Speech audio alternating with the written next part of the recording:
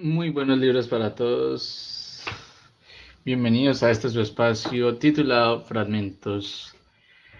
Fragmentos es un espacio dirigido, creado y editado por los guardianes mediadores de las letras, y en la noche de hoy venimos recargados de todos los entusiasmos y energía para leer con ustedes y compartir cuatro grandes historias y pedazos de fragmentos de diferentes autores y escritores.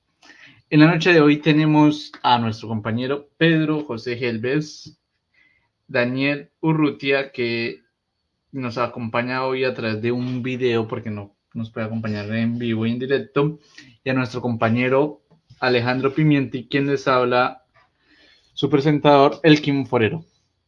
Buenas noches para todos. Elkin, muy buenas noches.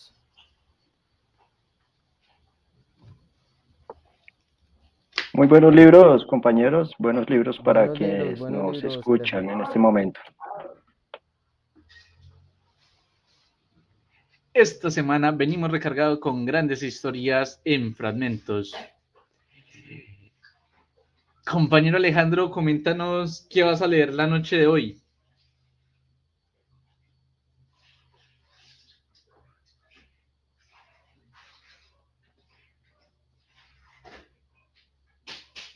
Alejandro.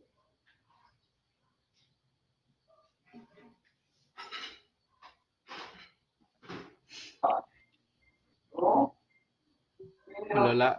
Hola, hola, ¿me escuchan? Qué pena. Sí, perfecto. Sí, qué pena con ustedes. Bueno, hoy no tengo un libro físico. Quise compartirles un cuento que realmente mueve fibras. Personalmente, cuando lo leí por primera vez me hizo llorar. Lo digo sin pena, me hizo llorar. Este cuento es de un tolimense, del escritor Jorge Eliezer Pardo. Se titula Sin nombre, sin rostros ni rastros.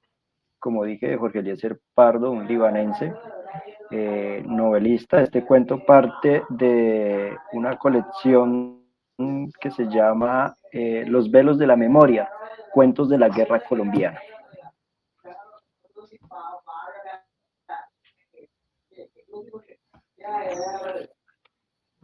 Ok, compañero Alejandro. Quería que una historia como bastante dolorosa. Compañero Pedro, en la noche de hoy, ¿qué nos vas a compartir? Buenas noches, Elkin. Gracias por la invitación.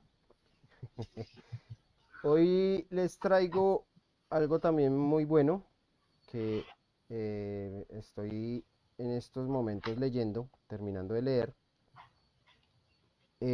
Un cuento de autor bogotano Mario Mendoza, de su último libro de cuentos Leer es Resistir. Y les voy a leer el cuento completo que se llama Chan Chonjen. Venimos con clases de chino. La semana pasada hicimos sueco, hoy venimos haciendo chino con Chan Chonjen.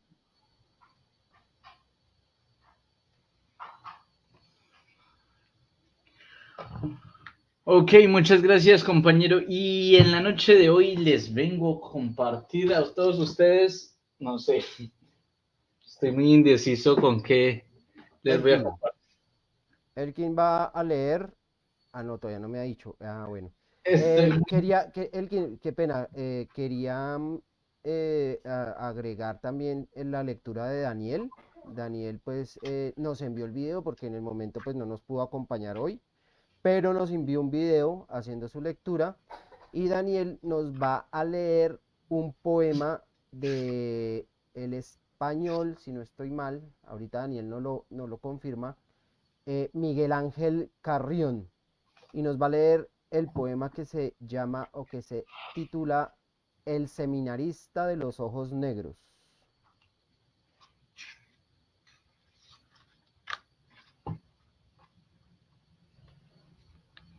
el seminarista de los ojos negros. Yo les voy a leer el día de hoy. Pum, pum, pum, pum,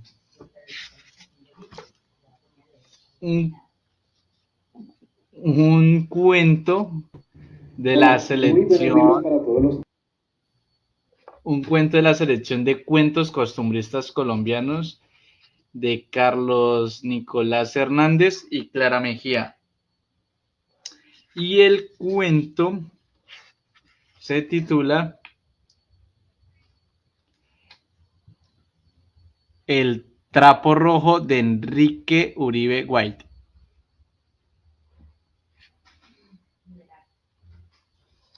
Elkin, ¿me puede repetir? Nicolás Hernández. Sí, la colección de la selección de cuentos de Nicolás Hernández y Clara Mejía, pero el cuento es de Enrique Uribe White, Ok. El trapo rojo. Espere. Lea Enrique Uribe. Sí, Enrique Uribe White. ¿Y cómo escribo White? Como se escribe blanco en inglés. Dejémoslo en Enrique Uribe, ¿sí? ¿El trapo rojo? El trapo rojo. Listo. White. Listo. Esta semana estamos recargados, tenemos una serie de inconvenientes y presentaciones. Tuvimos unos inconvenientes técnicos por una convocatoria que tristemente no pasamos. No sabemos, fuimos descartados, no sabemos aún el motivo general, pero pues más adelante le contaremos qué ha sucedido. En otras noticias tenemos, creo que presentación el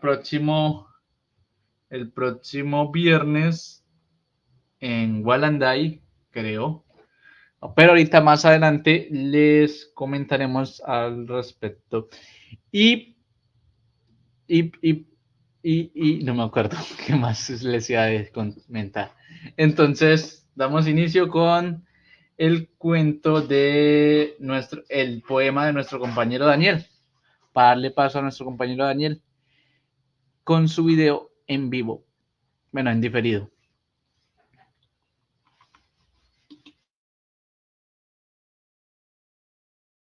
Muy buenos libros para todos los que nos acompañan todos los miércoles, que se llama Fragmentos. En esta noche los voy a deleitar con la lectura de un español, Miguel Ángel Carrión, nacido en Zamora, España, en el año de 1948 y fallece en Madrid en el año de 1915. Fue autor de diferentes comedias y zarzuelas muy importantes en España que alcanzaron gran fama. Entre los artistas con los que trabajó se encontraron Vita Laza y Federico Chueca. Toda su vida estuvo vinculado con la literatura, habiendo trabajado como secretario de la Sociedad de Autores y fundado el semanario Las Disciplinas, de una clara orientación satírica. La mayoría de sus poemas los publicó en el espacio literario Blanco y Negro, demostrando gran habilidad para la escritura de versos picarescos y jocosos. Entre sus obras más conocidas se encuentran Agua, Azucarillos y Aguardiente, y su colaboración en Los sobrinos del Capitán Grant. En esta oportunidad vamos a leer uno de sus poemas más importantes, El seminarista de los ojos negros. En el mismo se narra una triste historia de amor entre una joven y un seminarista, donde él le manifiesta que no puede casarse con Dios porque es a ella a quien ama. Pero ese amor no se hará realidad porque la muerte los separa para siempre. Este poema ha sido declamado en muchísimas oportunidades en España y se ha popularizado.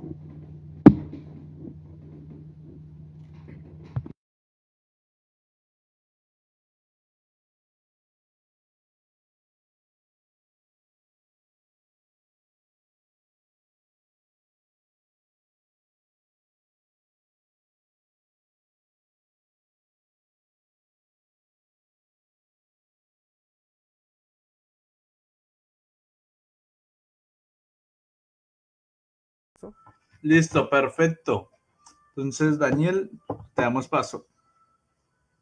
Todos los miércoles, que se llama Fragmentos, de la Sociedad de Autores en Los sobrinos del Capitán Grant. Se ha popularizado. De rubio cabello y ojos, desde la ventana de un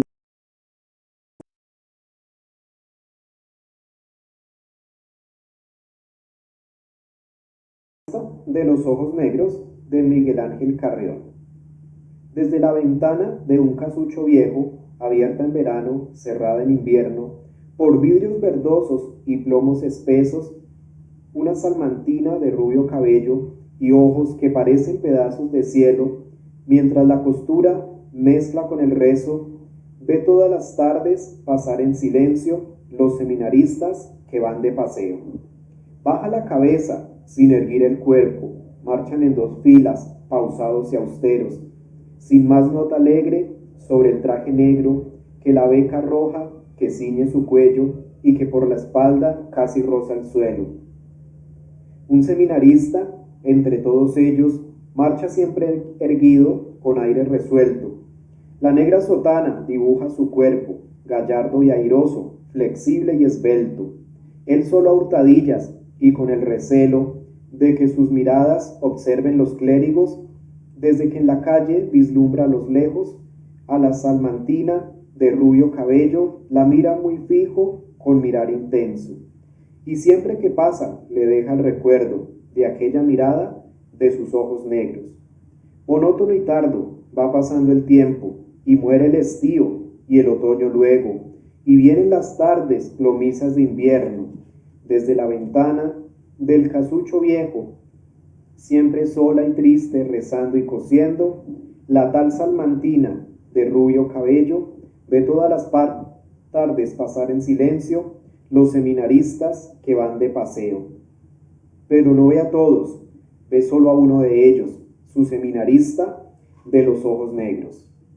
Cada vez que pasa, gallardo y esbelto, observa a la niña que pide aquel cuerpo, en vez de sotana, marciales arreos. Cuando en ella fija sus ojos abiertos, con vivas y audaces miradas de fuego, parece decirle: te quiero, te quiero. Yo no he de ser cura, yo no puedo serlo. Si no soy tuyo, me muero, me muero.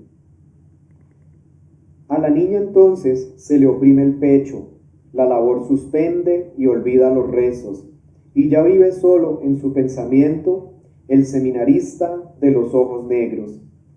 En una lluviosa mañana de invierno, la niña que alegre saltaba del lecho oyó tristes cánticos y fúnebres rezos. Por la angosta calle pasaba un entierro. Un seminarista, sin duda, era el muerto, pues 4 llevaban en hombros el féretro, con la beca roja por encima cubierto y sobre la beca el bonete negro. Con sus voces roncas cantaban los clérigos. Los seminaristas iban en silencio, siempre en las dos filas hacia el cementerio, como por las tardes al ir de paseo. La niña angustiada miraba el cortejo, los conoce a todos a fuerza de verlos. Tan solo faltaba entre ellos el seminarista de los ojos negros.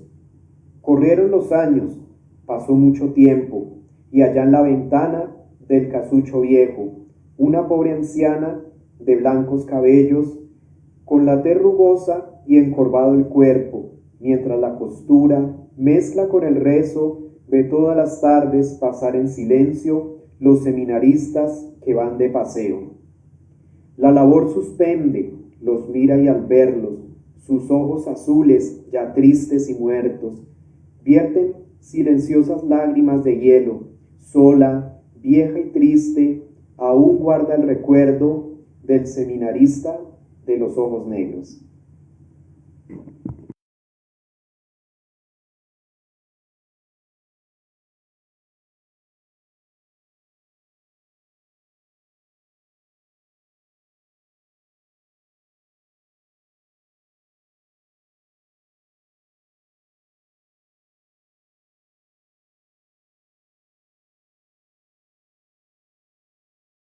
Nuevamente, entonces, bienvenido a este su espacio y compártanos el texto del día de hoy. La lectura, por favor. Muy buenos libros, quiero confirmar si me escuchan. Perfecto, compañero. Ok, muchas gracias. Bueno, muy buenos libros, compañeros guardianes de las letras y quienes nos escuchan en nuestras redes sociales y pues han querido acercarse a este espacio cultural, a este espacio de promoción también, por llamarlo de alguna manera, de la literatura eh, general o universal. Bueno, haciendo un preámbulo, pues nosotros como docentes o futuros docentes, licenciados de la de la licenciatura en literatura y lengua castellana de la Universidad del Tolima, pensamos que una de las funciones de la escuela es generar situaciones que permitan la vinculación de los estudiantes a la diversidad de prácticas de habla. Entre ellos, pues, algo importante que ocurre en nuestro país o que ha venido ocurriendo durante años, que es el conflicto armado, sea el conflicto bipartidista o el conflicto de guerrillas que se presentó en nuestro país. Entonces, en este día vengo a leerles un cuento de Jorge Eliezer Pardo, colombiano, tolimense, libanense, nacido el 30 de enero de 1950. Es un escritor, es periodista, docente universitario, documentalista de televisión y conferencista. Como les dije, nació en el Líbano, Tolima, estudió español e inglés en la Universidad del Tolima, nuestra alma mater. Completó sus estudios obteniendo el título de doctor en literatura de la Universidad, especializándose posteriormente en administración pública de la Escuela Superior de Administración Pública, la ESA. Pues desde entonces se ha ejercido como periodista, trabajando para numerosos medios de comunicación. Bueno, el cuento que he escogido se llama Sin rostros, sin nombres, sin rostros ni rastros, como les dije anteriormente, de Jorge Eliezer Pardo. Voy a leerles un fragmento de este cuento. La verdad, debo confesar que este cuento, la primera vez que lo leí, me hizo llorar, me acercó mucho a la melancolía. La verdad, es un cuento muy triste que habla sobre el conflicto armado en nuestro país, sobre todo allí en el norte del Tolima, en el Líbano. Entonces, este cuento empieza así: como a mis hermanos los han desaparecido, esta noche espero a las orillas del río a que baje un cadáver para hacerlo mi difunto. A todas en el puerto ha estado alguien, nos han desaparecido a alguien, nos han asesinado a alguien. Somos huérfanas, viudas. Por eso, a diario, esperamos los muertos que vienen en las aguas turbias, entre las empalizadas, para hacerlos nuestros hermanos. Le damos fuertes y ágiles, perdón, que me equivoqué aquí un momento. Hermanos, padres, esposos o hijos, cuando bajan sin cabeza, también los adoptamos y les damos ojos azules o esmeralda, cafés o negros, boca grande y cabellos carmelitas. Cuando vienen sin brazos ni piernas, se las damos fuertes y ágiles para que nos ayuden a cultivar y a pescar. Todos tenemos a nuestros NN en el cementerio. Les ofrecemos oraciones y flores silvestres para que nos ayuden a seguir vivos, porque los uniformados llegan a romper puertas, a llevarse nuestros jóvenes y arrojarlos despedazados más abajo, para que los otros puertos los tomen como sus difuntos, en reemplazo de sus familiares. Miles de descuartizados van por el río y los pescadores los arrastran a la playa para recomponerlos. Nunca damos sepultura a una cabeza sola, la remendamos, a un tronco solo, con agujas, capoteras y cáñamo, con puntadas pequeñas para que no las noten, con las que quieren volver a matarlos, si los encuentran de nuevo. Sabemos que los cuerpos buscan sus trozos y que tarde o temprano, en esta vida o la otra, volverán a juntarse, y cuando estén completos, los asesinos tendrán que responder por la víctima. Si la justicia humana los no castiga a los verdugos, la otra sí los pondrá en el banquillo de los que jamás volverán a enfrentarse a los ojos suplicantes de los ultimados. Esta noche hemos salido a las playas a esperar a que bajen otros. Nos han dicho que son los masacrados hace varias semanas, los que sacaron a la plaza principal y aserraron a la vista de todos. Quiero que venga un hombre trabajador y bueno, como los pescadores y agricultores de por allá arriba, y que yo pueda hacerle los honores que no le dieron no, cuando lo fusilaron. Mis hermanas tirarán atarrayas y los chiles para no dejarlos pasar. Uno no sabe si el que le toca es el sacrificado, que con su muerte acabará la guerra. Aquí todas creemos que nuestros difuntos prestados son los últimos de la guerra, pero en los rezos nos damos cuenta de que es una ilusión. Cuando traen ojos se los cerramos, porque es triste verle esa mirada de terror, como si en sus pupilas vidriosas estuvieran reflejados los asesinos.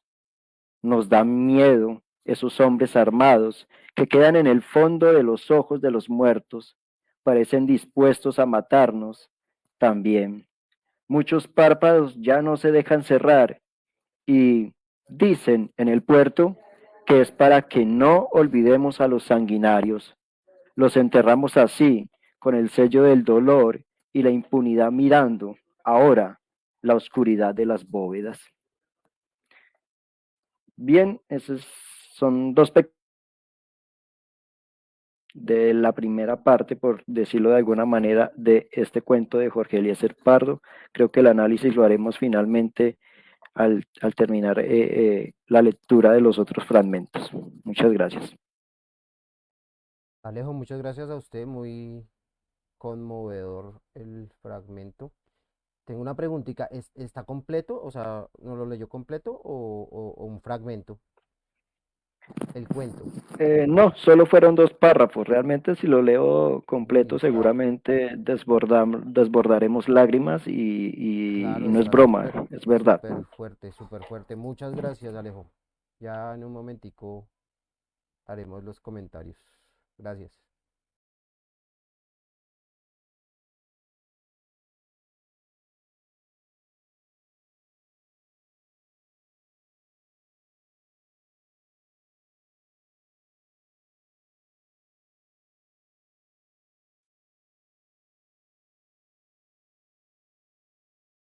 Y hasta ahí pues fue el poema que nos envió nuestro compañero Daniel, el El seminarista de los seminarista ojos de los ojos negros. negros. Siga Elkin. Lo que voy a leer yo, voy a leer El trapo rojo. Espera que no lo encuentro.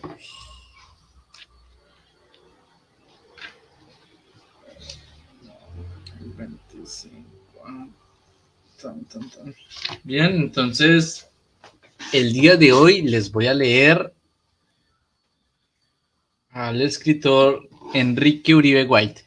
Nació en Tuluá, Valle del Cauca, el 25 de abril de 1898. Ingeniero parlamentario, historiador, político, cuentista, poeta, traductor y crítico literario. Bardo de corte clásico, cástico y elegante. Escritor y humanista por excelencia, explorador étimo de las más curiosas extensiones de la cultura. Ha traducido extraordinariamente a King Cats, a Pierre Louis, a Callan, entre otros. Su cuento El trapo rojo, escrito bajo el seudónimo de Antonio Prada, fue incluido entre los mejores cuentos en las ediciones del Festival del Libro Colombiano, dirigido por Andrés Holguín. Algunos de sus libros de versos, Las canciones de Blitis, Rubaiyat, traducción Balada de la cárcel de Readings, traducción Horas de Tota 2, traducción y nuevas versiones. Otros cuestionarios de Santa Eulalia, la novela en general y la Colombia en particular, iconografía del Libertador, retratos de Colón, ensayos biográficos sobre Anastasio Girardot, nuevos dibujos sobre el juego de los 7 errores, gatología. Entonces, el Ay, pucha, se trabó acá. El cuento se titula El trapo rojo, el cuento de las bananeras. Escrito por Enrique Uribe bajo el seudónimo de Antonio Prada. Dice así: en el rectángulo libre entre la casa del comisariato, el largo campamento de los trabajadores y la vivienda del mandador abajo y el muro de la bananera encerrándolo por arriba, se arremolinan los 100 hombres del corte. Escalante, el capataz, está haciendo la lista. Molina Pullero, Escorcia colero, Sierra Pullero. Este necesita 2 coleros. ¿Quiénes le quieren servir? Pues yo estoy caí, que me revientan el espinazo. Hermate, no le jalo compa, póngale al compa Eugenio. Bueno, a Eugenio y a Charria. Se acabó. 15 pulleros y 21 coleros. Payares hace la lista de los arrumadores y los carreros. A traer la vitola. Sobre hojas, en el suelo, 2 hombres descansan sendos racimos de más de 9 manos. Parece imposible que pudieran con ellos. Tienen más de 1,35 m de largo y a duras penas se abarcan. En los plátanos de un verde claro y firme se marcan las aristas. Se ven deben ser 3 o 4. Lleno legítimo. Con destinos a los escandinavos, que imaginarán tragarse un pedazo del trópico y les subirá la fiebre del Wanderlust. ¿Quién cortó este? Dijo Escalanta. Pedazo de bruto. ¿Qué tiene ahí en el ojo? ¿No ve que está grueso? Fui yo, es que estoy trasnochado como lo de calofrío, con el calofrío. El calofrío pa' nada, dice un guatacatuco. Ah, yo fui el que trasnoché entrando jalao. No joda, guataco de mierda. Y el hombre se le va encima intentando sacar de su vaina de majagua la lima triangular, terminada en viva punta con que afilan las rulas, pero entre varios lo sujetan. Es Galindo, hijo de cura. Alma atravesada, y el pullero que mejor jornal se pone cuando le da la gana. Pero anoche estuvo en Orihueca, tomando, tiene el ojo nublado. El mandador, un cachaco tiene el interior, pone el orden en el grupo, dispone que cuelguen la vitola aceptada en el naranjo del frente de su casa, como testigo y evidencia de las multas que se impondrán al que se aparte un pelo del exacto grueso de la fruta por cortar, y llama aparte a Galindo. Usted queda reemplazado. Si quiere métase a la rume, pero no coja puya, y ya van varias veces que toma entre semana. Con otra se va de la finca. Pero, don González, de arrumador me gano puercos 80. Déjeme que no me equivoco. No, puedo arriesgar 100 racimos de rechazo. Joaquín coge su puya y empieza el corte. Es algo épico, que el resto poderoso de un Jorge Artel deberían cantar, en vez de enredarlo en la maraña de un marxismo artificial e importarlo, el pullero, un hombrón porque si no es grandote no aguanta, con pantalón de drill y camiseta rotos y teñidos del caqui, indeleble de la mancha del plátano. Entra al lote en donde se alinean en orden riguroso las matas de banano, va mirando a lo alto a las 4-5 metros, donde cuelgan de las fuertes cepas los racimos. Dice que uno del grueso exacto, es decir, del grado de madurez requerida por la compañía frutera llamado vitola. Colocado debajo da un corte a la cepa cerca del nacimiento del vástago, con el triángulo de hierro encavado en larga vara. La puya, el racimo se desgaja poco a poco. El colero lo recibe sobre el hombro. El pullero con la rula o la peinilla que lleva sin funda. 2 rápidos cortes lo separa y lo amputa. La cola cuidando de no dejar más de 4 pulgadas de vástago en extremo y extremo, y de no llevarse de anhelada la mano o la cabeza del colero. Este sale saltando botaderos y cogedores. las acequias de drenaje y riego por encima de los caimanes, de cepa que no se pudren entre las filas hasta las guardarrayas. Amplia avenida entre los lotes, por donde circulan los carros de bueyes. Ahí lo deja cubierto por el sol por una hoja y vuelve deprisa en busca del pullero que lo espera con blasfema, impacienta debajo de su próxima presa. Estos hombres del corte ganan por racimos recibidos por la compañía. Les interesa no equivocarse y cortar su cupo tan pronto como puedan. Es un trabajo heroico.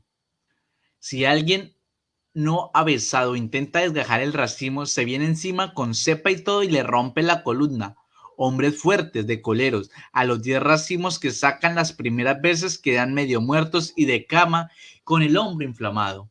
Héroes paludicos, contra quienes la muerte implacable ha de librar ruda batalla antes de tumbarlos. Ejemplares de esta raza colombiana, venidos de Antioquia, del Chocó, del Valle, del Tolima, de Bolívar, duros machos capaces de rendir más trabajo que los bien alimentados hijos de la zona templada, de organismos resistentes al peor de los climas, a los embates de todas las enfermedades, a las más terribles condiciones de vida, muchos más años que los cantandos titanes de otras partes, muñecos de acerrín al lado de este hombre del trópico, de este colombiano que no se queja y está construyendo una nación, entre las jeremiadas de los sabios autóctonos de la que consideran ser un ser inferior.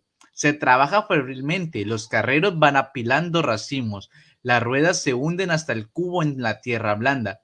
Jala, voy al carajo, caminen a ayudarme, muchacho, que me maltratan la fruta. Vamos, compa, y me clavo al buey, que ya viene don González y no jode.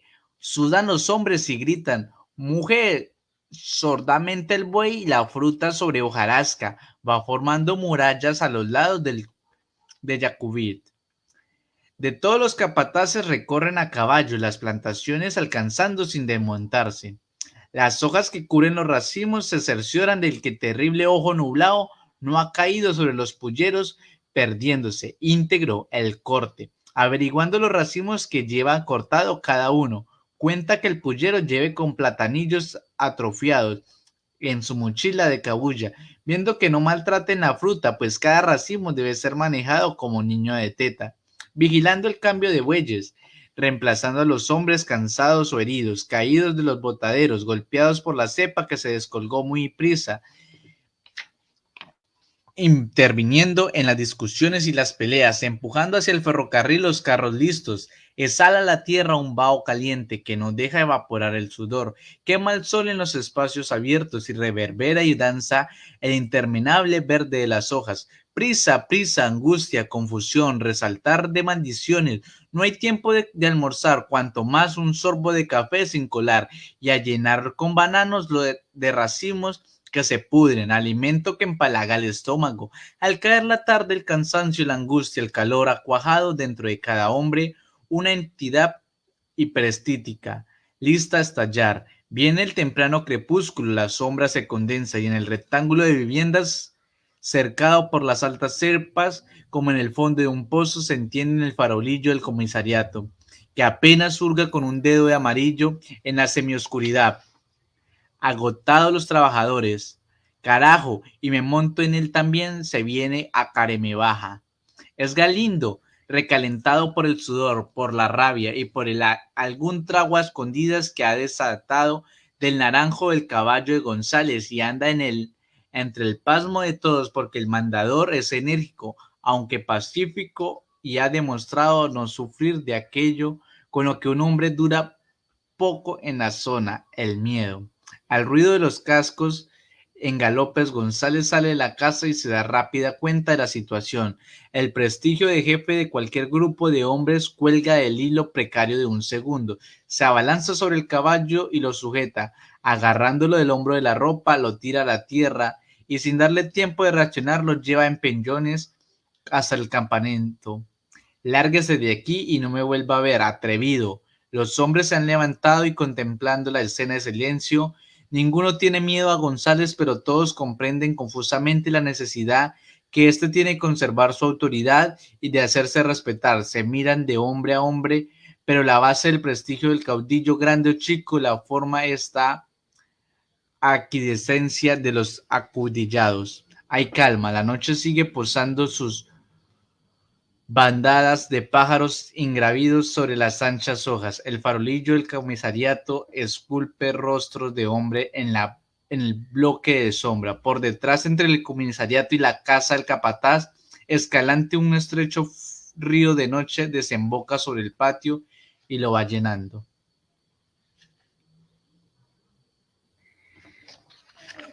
No sé, ya voy a terminar. ¿Quién es? Payares.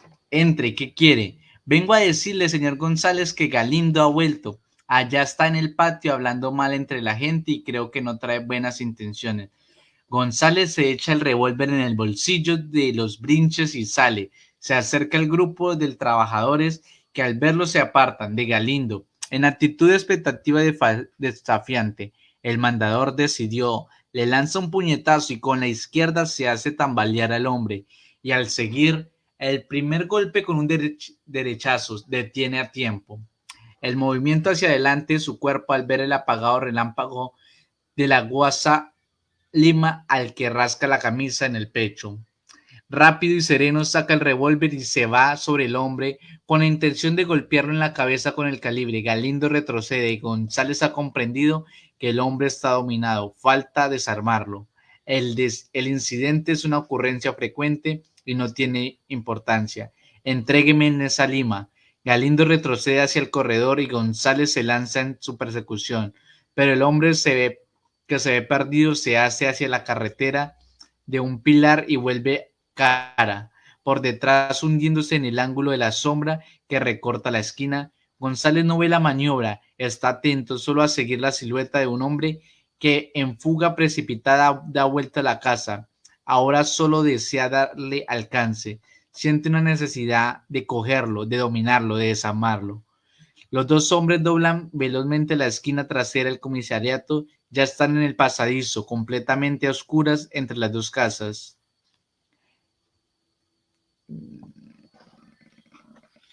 El perseguido va ganando ventaja. En ese momento, cuando González comprende que el hombre se le va a escapar, alguien le comprime el pecho, una ola cálida sube a la cara, encendiéndola, monta el cerebro. Un trapo rojo cae delante de sus ojos, estallan en la noche chispazos escarlatas en frenéticas danzas y un frío terrible hiela su voluntad en vértice implacable, matar, tumbar a ese que va adelante, verlo caer, apoderarse de él, imponer el yo salvaje que acaba de surgir sobre la entidad enemiga que huye y se escapa. Eso es, ahí en la columna, en el sitio preciso donde se engonzan las vértebras lumbares. Ahora iluminado por el haz en punta de un fulgor rojizo, el brazo obedece con seguridad. La mano agarra firmemente la culata y el dedo aprieta el gatillo. Suena el disparo. Lo mató, don González, dice la voz de Payares. Es el pobre guataco Juan. Y así termina este cuento titulado El trapo rojo de Enrique Uribe White. Algo de violencia. Entonces, Efectivamente, Elkin, muchas gracias, Elkin. Violencia como el fragmento que nos regaló también Alejandro, aunque, aunque hay o sea, yo percibí un poco de lenguaje vernáculo que tal vez tendríamos que hacer un repaso un poco más lento para entender un poquito, pero esa es la idea, que quedemos con las ganas de volver a a retomar los leer, textos. Sí, a señor. releerlo. Muchas gracias. Y pues no sé, señor presentador, ¿me da turno? ¿Listo? Sí, claro, obvio que sí. O tiene Entonces, algo más que decir? no, pues, donde hay un niño debe haber un libro. Dora Alonso. Muchas gracias. Ahorita vamos a hacer los comentarios entonces. Yo pues como dijimos al principio, espera, yo cómo pongo acá porque tengo que... Apuntes pequeños. Los libros no solo alimentan la imaginación, sino que también nutren el conocimiento y la curiosidad innata de todos los lectores. He dicho. Gracias, Elkin. Yo pues, como dijimos al principio, vamos por 42 minutos. Les voy a leer un cuento de Mario Mendoza, bogotano, nacido en el 64, y pues una de sus obras más representativas, pues podemos hablar de Satanás, Lady Masacre, Aquelarre, novelas pues que ya se están volviendo culto para la contemporaneidad colombiana. Mario Mendoza ya está eh, siendo un representativo de la cultura, no tanto solo bogotana, sino también colombiana. Y nos ha regalado varias historias muy, muy buenas. Entonces yo les traigo para hoy una de el libro Leer es Resistir, que es pues una colección de cuentos. Y este cuento es el número 5 de la colección que escribió durante la pandemia Mario Mendoza y se llama Chan Chon Yen. Me enorgullezco de haber nacido el mismo día de que Tintín, el célebre personaje de la historia de Hergé que vio la luz un 10 de enero de comienzos del siglo XX. Mucho se ha escrito sobre este dibujante belga y sobre su serie gráfica más famosa. Se le ha acusado de fascista, de racista y de antisemita. No estoy tan seguro. Lo cierto es que su personaje tuvo una enorme acogida desde el principio, cuando varios de los lectores salieron a una estación de tren a esperar a Tintín, que según la historieta debía llegar ese día proveniente de la Unión Soviética. Eso le demostró a Hergé que su personaje funcionaba y que valía la pena apostar por él. El problema fue que llegó la Segunda Guerra Mundial y los nazis invadieron buena parte del territorio europeo. Hergé se vio en la obligación de pasarse a un periódico de derecha para poder seguir publicando las aventuras de su personaje. Esto le costaría todo tipo de ataques posteriores, de denuncias, y estuvo a punto de irse a la cárcel por colaboracionista con los nazis. Lo hicieron rectificarse años después y arrepentirse públicamente. No es verdad que fuera un militante ni que sintiera las ideas nazis como propias. No hay un solo texto suyo ni una declaración en esa línea. Pero el solo hecho de trabajar en un medio de comunicación comprometido y de continuar publicando las historias de Tintín durante la ocupación le dejaron de por vida en tela de juicio. Hergé era de una disciplina exagerada. Como había sido sargento en el ejército, aplicó esa misma severidad como dibujante. Empezaba a dibujar desde muy temprano, almorzaba con frugalidad durante media hora y luego continuaba derecho hasta que ya era noche cerrada. Eran ciclos de 12 o 14 horas diarias, durante 7 días a la semana sin descanso. Si no hubiera sido de ese modo, jamás habría construido una obra tan monumental y asombrosa. No hay que olvidar que en esa época se dibujaba a mano, viñeta por viñeta, y que no existían las ayudas de los computadores de hoy. Tintín es un periodista que anda con su perro, un fox terrier llamado Milú. Su espíritu aventurero lo lanza a distintos países, a culturas allende los mares y meterse en líos en contra de mafias internacionales. En los momentos más difíciles de la guerra, Hergé decide introducir un segundo personaje en el cangrejo de las pinzas de oro, el inolvidable Capitán Haddock, el que también han tachado de racista y xenófobo. A mí, en un mundo donde ser políticamente correcto se ha vuelto una especie de religión, las maldiciones de Haddock aún me hacen sonreír y las utilizo mentalmente porque si las llegara a decir en voz alta, me crucificarían de inmediato. Haddock y Tintín funcionan como un equilibrio el uno del otro, como un Quijote y un Sancho, que deben enfrentar miles de dificultades juntos.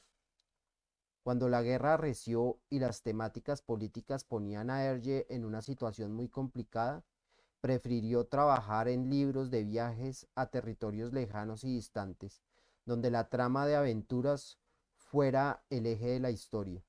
Ahí apareció el tercer personaje de la historieta. En El tesoro de Rackham el Rojo, el profesor Tornasol, un científico despistado y medio chiflado que vive siempre en otra dimensión, embebido en sus meditaciones, Tornasol parece un viejo autista que ha logrado sobrevivir en el mundo real de milagro. Lo bello de la historia, de aquí en adelante, es que esos tres personajes encarnan fuerzas que habitan dentro de todos nosotros. A veces somos racionales y fríos, como Tintín. En otras ocasiones somos temperamentales y apasionados, como el capitán Haddock. Y hay momentos en que no tenemos ni idea de dónde estamos parados y somos como el profesor Tornasol. Más que seres de papel, son potencias psíquicas que dirigen nuestras vidas. De ahí su extraordinaria belleza.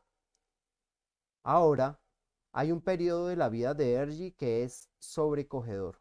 Cuando estaba trabajando en el Loto Azul, un sacerdote amigo suyo le recomendó entrevistarse con un estudiante chino de arte para que le enseñara bien los secretos ancestrales de esta cultura. Así conoció a Chan Chong-hen, un artista plástico que no solo sería su maestro, sino su amigo entrañable. En la historieta lo convirtió en Chan Chong-yen, el amigo que ayuda a Tintín a resolver el caso.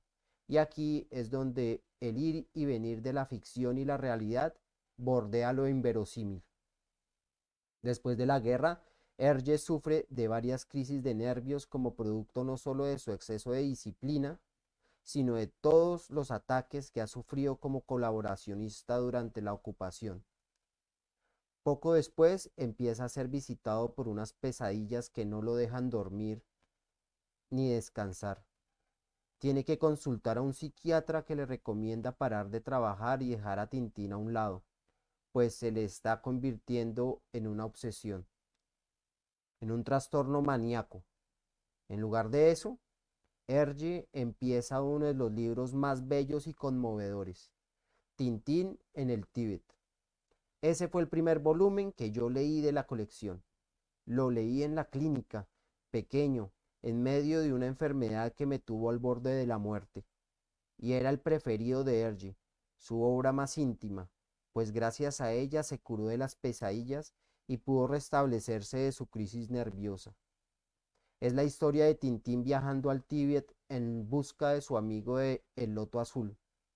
En esos trazos, en medio de la nieve, en esos, en esos parajes de nevados y cielos interminables, Hergé pondría toda su soledad, su tristeza, su desolada desesperanza. Quizás era eso lo que estaba necesitando el propio autor, un amigo así, de corazón a corazón, un hermano espiritual de la jerarquía de Chen Chong-yen. Y es entonces cuando en la vida real, Hergé, como lo hace Tintín en la historia, busca a su amigo maestro chino, el estudiante de arte Chong-ren, y lo encuentra. Resulta que lo habían degradado durante la revolución a barrendero, aunque luego sería el director de la Academia de Bellas Artes de Shanghái.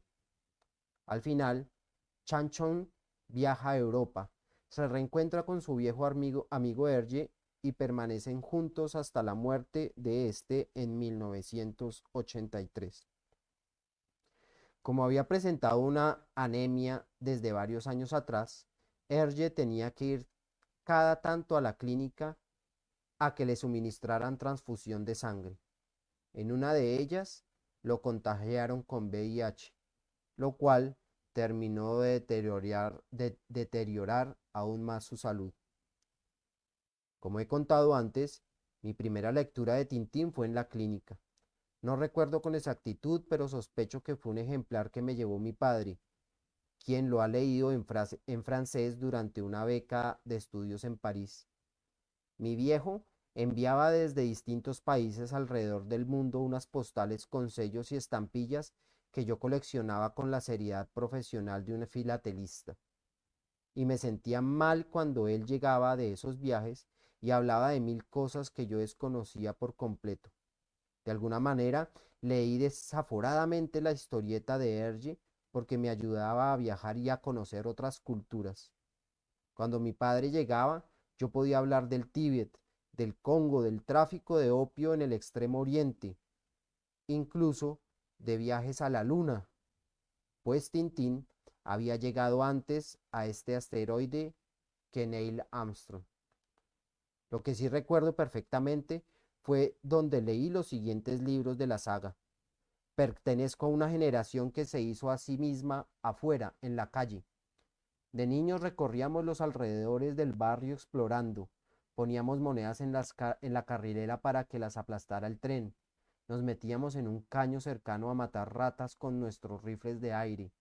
Cogíamos ranas en invierno y nos gustaba dejarnos picar por las abejas para ver si dolía tanto como decían. También montábamos en bicicleta durante horas enteras. Coleccionábamos cómics con mucho esfuerzo. Practicábamos distintos deportes y crecimos en grupo, en pandilla, como los cachorros de una manada.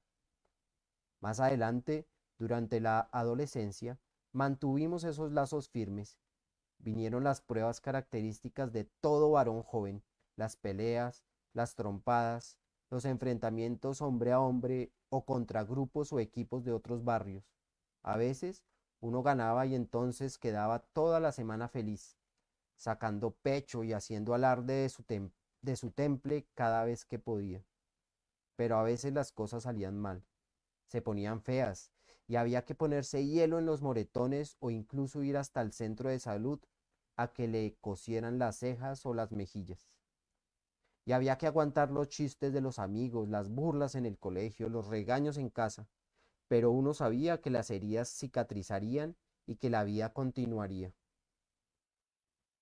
Los que éramos de clase media, no teníamos cómo comprar ropa de marca, ni tenis costosos, ni teníamos equipo de sonido propio, ni televisión en el cuarto, ni nada. Con suerte, si acaso, una grabadora cualquiera comprada en San Victorino. Los tenis eran Croydon, Croquettes o Evea, todos marcas nacionales. Y la ropa era de la sección rebajas o de almacén de cadena. Una comida en un restaurante elegante era un lujo, aunque solo se podía hacer algo que solo se podía hacer 2 veces al año, a lo sumo, y el dinero que a uno le dejaba escasamente alcanzaba para ir a comer pan con gaseosa a la panadería. Nada más. La necesidad fue nuestra educación. Uno vivía mal trajeado, contando monedas y sobre una bicicleta destartalada. Uno de mis amigos más cercanos era mi vecino Jorge Dávila, que hoy en día es un psiquiatra muy reconocido. Jorge era un gran atleta y al mismo tiempo un lector insaciable. Pertenecía a una familia elegante y muy educada. Su padre era consejero de Estado. Sus hermanas tocaban piano y en su casa había una biblioteca gigante de techo a piso. Jorge era 2 o 3 años mayor que yo, pero aún así conversaba conmigo y solía invitarme a su casa. Una tarde me mostró uno de esos grandes tesoros, la colección completa de Tintín, en tapas duras. Casi me doy de para atrás. No podía creerlo. Le pregunté con los ojos muy abiertos, ¿todo eso es suyo? ¿Sabes lo que es? Solo he leído uno, Tintín en el Tíbet, dije con cierto orgullo. Entonces Jorge empezó a hablarme de las 7 bolas de cristal y del Templo del Sol, 2 aventuras que suceden en Perú. de las joyas de la Castafiori, de El Asunto Tornasol. Yo hojeaba los ejemplares con auténtica devoción, con un cuidado y un tacto reverenciales, como si estuviera tocando joyas que pudieran romperse al menor descuido. Le pregunté si podía irme prestando uno a uno los libros. Con su generosidad y buena onda de siempre, Jorge me respondió: Claro, fresco. Lees uno, lo devuelves y te llevas el siguiente. A lo largo de todas esas vacaciones no hice sino leer a Hergé. Las recuerdo como las mejores vacaciones de mi vida. Viví en otros mundos, transportado, metido en antros para fumar opio, cruzando desiertos sobre camellos cansados, huyendo de sectas indígenas que custodiaban secretos ancestrales. He leído después muchas novelas gráficas y cómics que me impactaron sobremanera. Maus, por ejemplo, de Ares Spiegelman, es un testimonio desgarrador de las consecuencias psicológicas que dejaron los campos de exterminio nazis en los sobrevivientes. La leí sorprendido de ver tanto talento en un solo libro. En Monstruos, de Emil Ferris, entendemos los complejos mecanismos creativos de una joven artista que sufre una doble segregación: ser inmigrante latina en Estados Unidos y ser al mismo tiempo dibujante de cómics. Mi amigo Dahmer, de Derf Bakander, es sobrecogedora. Cuenta la amistad del autor en el colegio con el futuro asesino serial Jeffrey Dahmer. El Eternauta es una demostración de que los latinoamericanos podemos hacer ciencia ficción de la más alta calidad.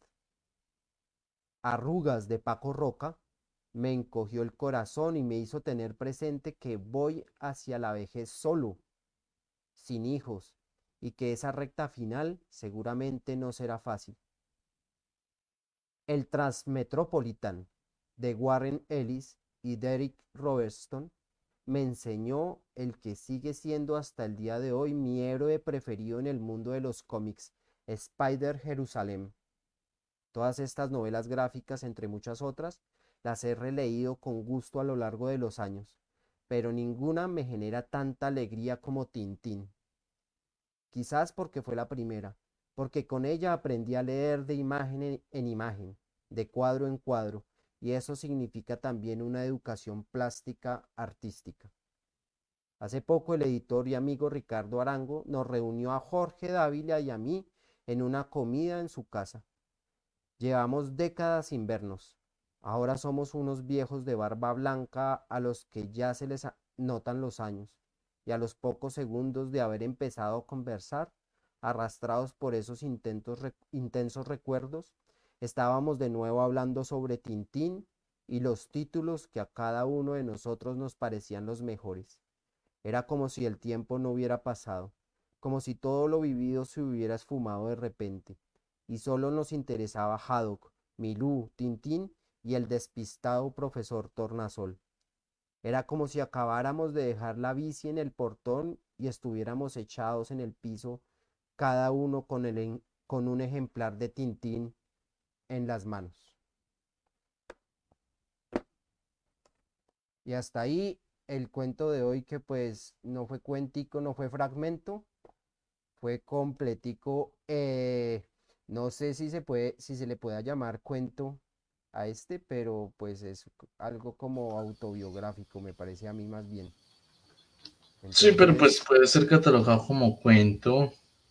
entonces los dejo a ver cómo interrelacionamos esos fragmentos de hoy. Bien puedan. Bien, podamos. De acuerdo con el profe Pedro, sí, no fue un fragmento, fue completo. Bueno, entendiendo que la vida escolar y social pues están directamente pues determinadas por estas prácticas de lenguaje y de oralidad. Se hace importante decir que nuestros alumnos o futuros alumnos como sujetos que hacen parte de la sociedad, pues también se hace necesario que ellos conozcan estos relatos, ¿no? Hablando de pronto un poco de lo que es el cuento que yo leí de de Jorge Eliezer Pardo, perdón, que habla sobre el conflicto armado de nuestro país y que da una significación, o que entiendo yo como una búsqueda de justicia, de reparación, que creo que es lo que hace ver esto a través de su narración cuando hablan de la reconstrucción de los cuerpos. Quisiera nombrar quizás 10 puntos u oraciones del cuento que se me hacen significativas cuando estas mujeres dicen, hemos ido a playas a esperar a que bajen otros cuerpos. También habla de que las solteras piden que les traigan salud y amor, eh, que entierran estos cuerpos con el sello del dolor y la impunidad. Y habla también de que ahora estos ojos abiertos con los que bajan los cadáveres a través del río, pues solo ven la oscuridad de las bóvedas. Eh, Habla de cuando se los traga la manigua, selva, en medio del río se los traga y es imposible a veces encontrar estos cuerpos y darles sepultura como es debido de acuerdo pues a los dogmatismos o religiones de cada uno de nosotros como humanos. Habla de que mm, después de tantas noches de cielo hechizado, de tanto llanto contenido, eh, las y esposas, abuelas, gracias a, bueno, gracias no, esa palabra gracias estaría mal dicha, pero pues en consecuencia de la violencia eh, de nuestro país. Eh, lo anterior significa que pues la escuela o nosotros como maestros debemos estar a la altura de este reto que es concientizar a estos futuros en esta construcción de ciudadanos y a esos futuros ciudadanos en esas dinámicas de entender el contexto social de nuestro país y que nos genere o les genere confianza en el momento de entender el conflicto armado, pues para evitar la no repetición de guerra, estos actos que han generado tanto dolor en nuestro país. Creo que con el texto leído por el profesor Elkin se relaciona en cuanto a la violencia. Qué pena es que teníamos apuntes aquí, pero me puse a moverlos y los perdí. Pero pues los correlacionamos con la muerte, ¿no? De pronto de una forma diferente, pero hay una correlación, una transversalidad entre lo que es la muerte en ambos textos y me atrevo a decir desde mi total desconocimiento que el texto que leyó mi compañero y maestro Elkin Forero, que titula El trapo rojo, se me hace muy parecido a la literatura de nuestro querido Tomás Carrasquilla, muy no sé si estoy compañeros lo dirán o las personas que saben más de literatura lo dirán, pero a mí se me acercó mucho a nuestro Tomás Carrasquilla. Creo que eso es todo por mi parte, no sé si mis compañeros quieren agregar algo más. Yo quiero agregar sobre el texto que nos leyó Daniel, que también pues habla un poco de la violencia hacia la, hacia la iglesia, pues ahí se veía un poquito, hubo una parte en donde cargan el féretro de un seminarista y que esos mismos seminaristas son los que vienen cargando el féretro. Entonces, entre todos esos se relacionan.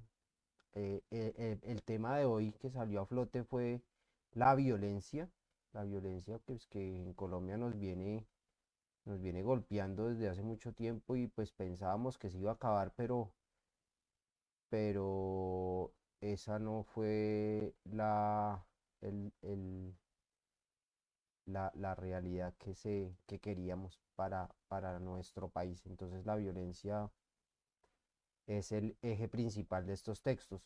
Y de pronto, con el que yo leí, o sea, esa vida ya en Bogotá, de la que hablaba Mario Mendoza, un poco más acomodada, que no se, que no muestra la verdadera realidad de esa época. Entonces, pero entonces muestra otras realidades que también existen, también no solamente por el lado de la violencia, sino también por el lado de la gente que tiene sus comodidades y pues que Mario Mendoza ha sabido escribir sobre ambos lados de la moneda, como dicen por ahí. Entonces, pues, compañeros, Elkin, ¿tiene algo más que aportar?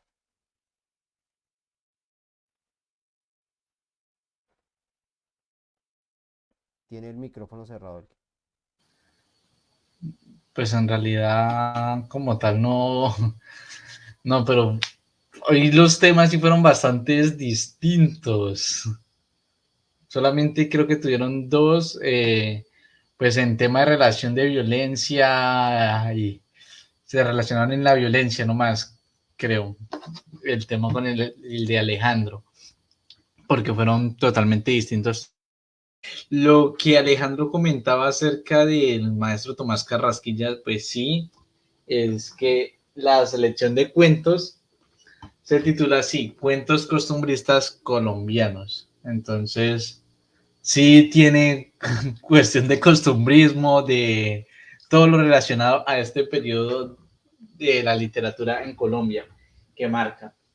Entonces, sí, por eso tiene ese arraigo como muy de texto golpeado, de, de hablar así como muy campesino, como muy al natural de las personas y todo eso. Y pues al final pues, lo matan, a pesar de, de todo. En la zona bananera, ¿no?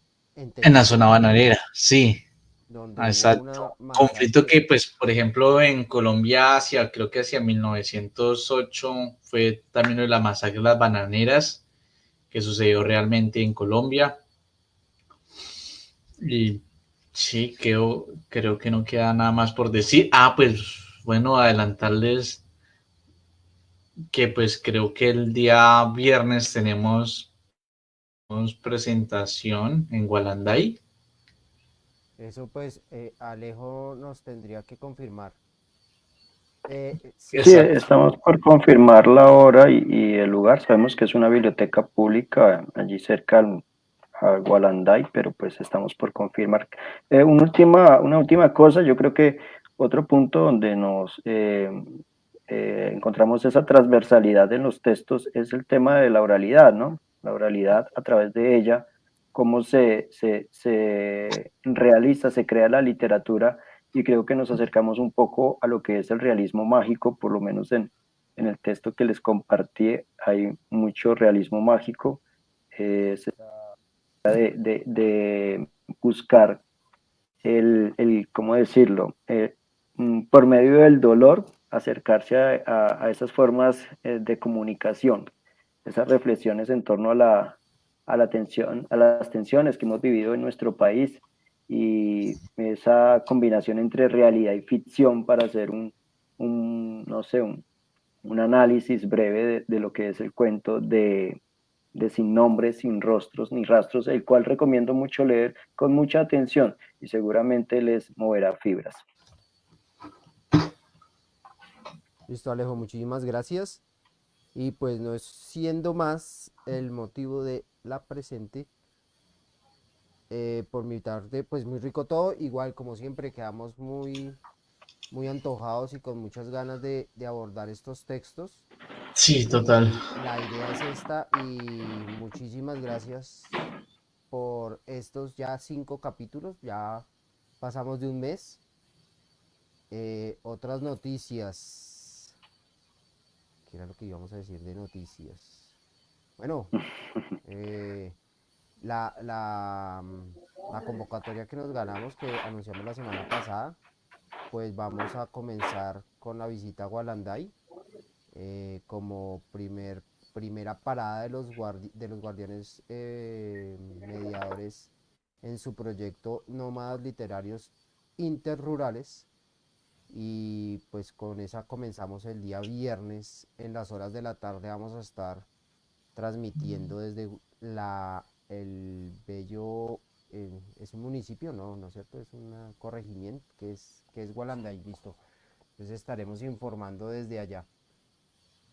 Muchísimas gracias a ustedes dos, muchísimas gracias. Un saludo para nuestro compañero Daniel, que ojalá nos esté mirando, nos esté viendo y esté compartiendo.